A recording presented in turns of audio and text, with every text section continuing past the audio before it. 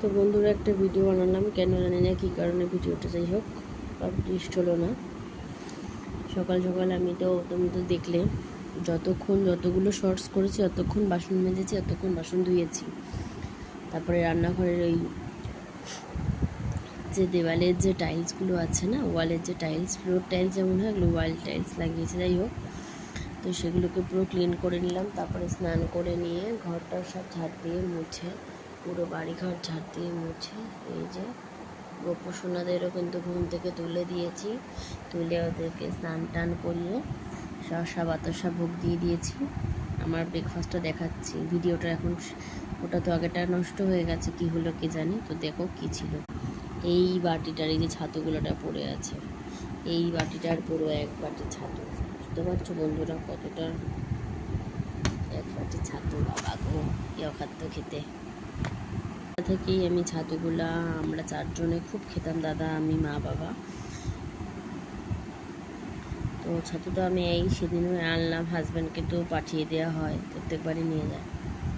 খাই ঠিকই ছাতুটা, কিন্তু যখন খাই না, ওই যে গলার মধ্যে ছাতুর যে গুঁড়োগুলো ছোলার, ঢোকার গিলতে পারি না। তো এখন তো আমার চোখে প্রচণ্ড ঘুম, কিন্তু ঘুমালে তো চলবে না। এখন বাজে 9:43, 10:40 ছুটি, আনতে যেতে হবে, আবার রেডি হতে হবে। তো এখন চলো দুপুরে কি রান্না করব সেটা রেডি করে নিই। চলো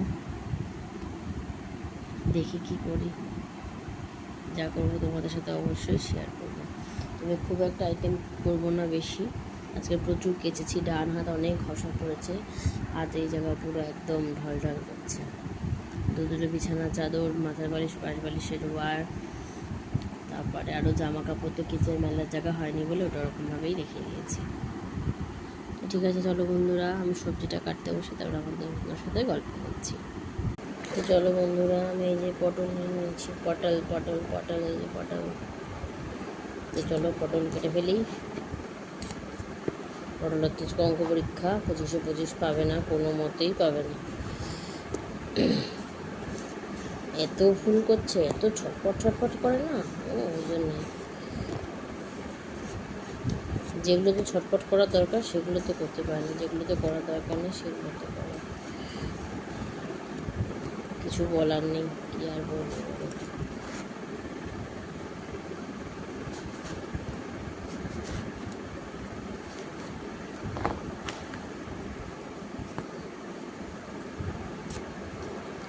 রান্না আজকে আর করতে ইচ্ছা করছে না, এত মাথা ঘোরাচ্ছে,